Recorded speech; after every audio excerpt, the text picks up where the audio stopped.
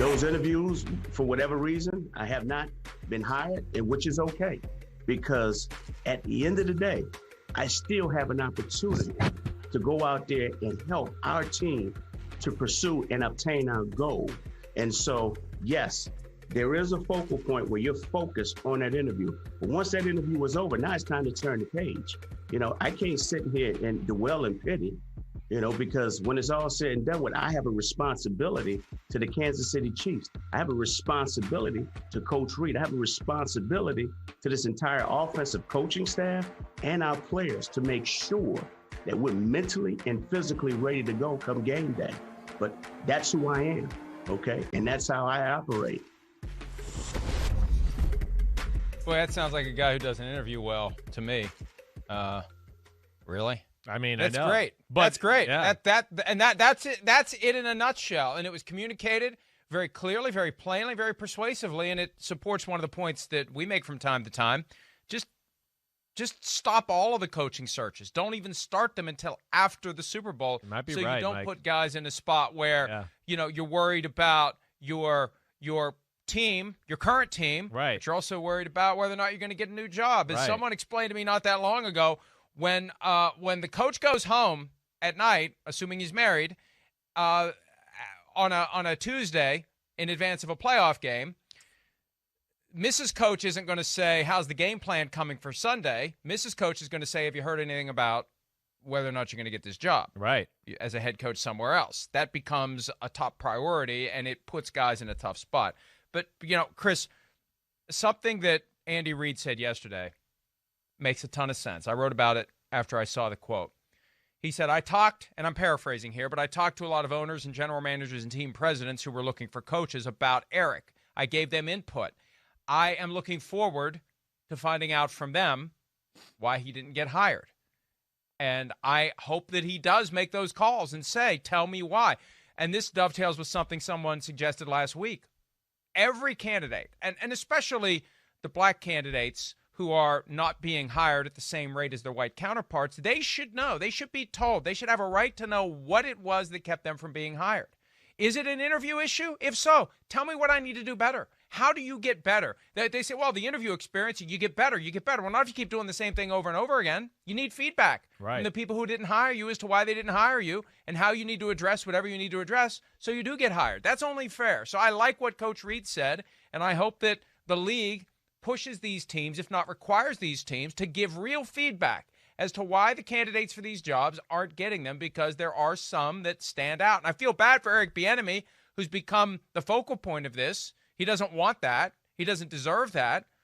But it just kind of happens when a guy who clearly is qualified and you get – and no disrespect to David Culley, I can't reconcile Eric Bieniemy not being hired and a guy who's never been a coordinator, whose name has never been mentioned as a head coaching candidate anywhere, gets the job in Houston. I can't reconcile the two, Chris. No, well, you shouldn't. I mean, he's not in the same stratosphere as Eric Bieniemy. I mean, just the way it looks. I mean, to me, that's just, my honest opinion, especially what Eric Bieniemy's doing, on the offensive side of the ball. The way he talks, again, every time you hear him, he handles himself to a way where I just go, I'd play for him. I don't understand what's going on.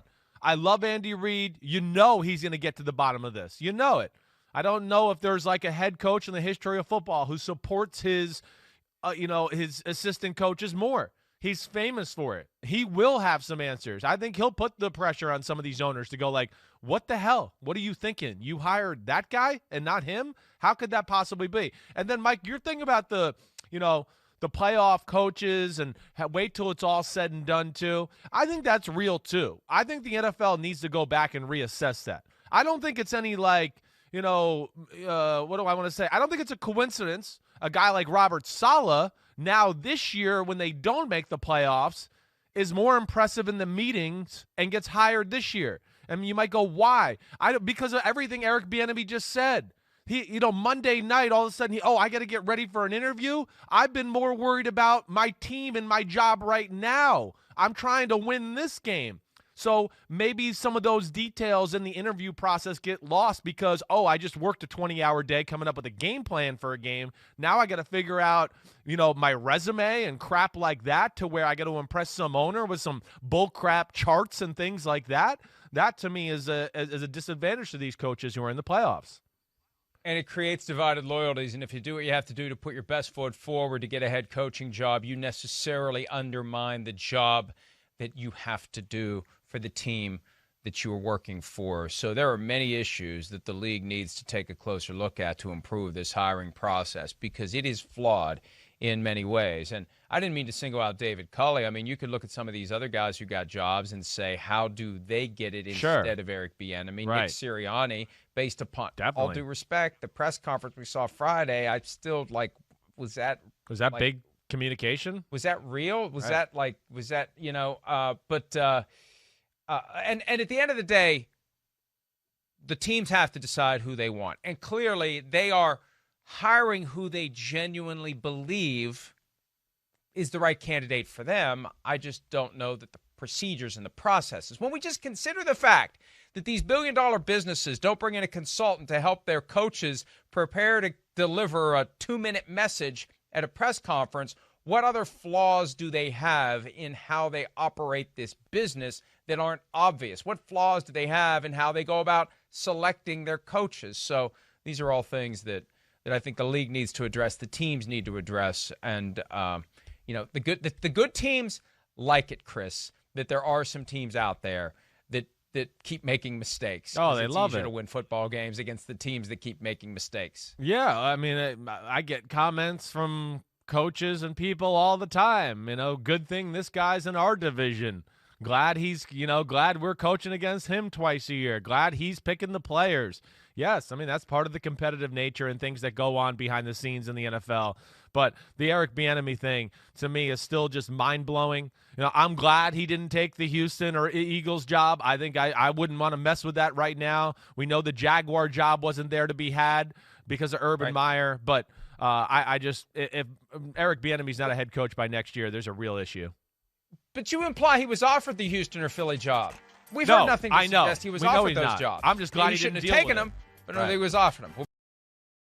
Hi, I'm Mike Tirico, and thanks for watching. Make sure to hit subscribe for the latest news and highlights from NBC Sports.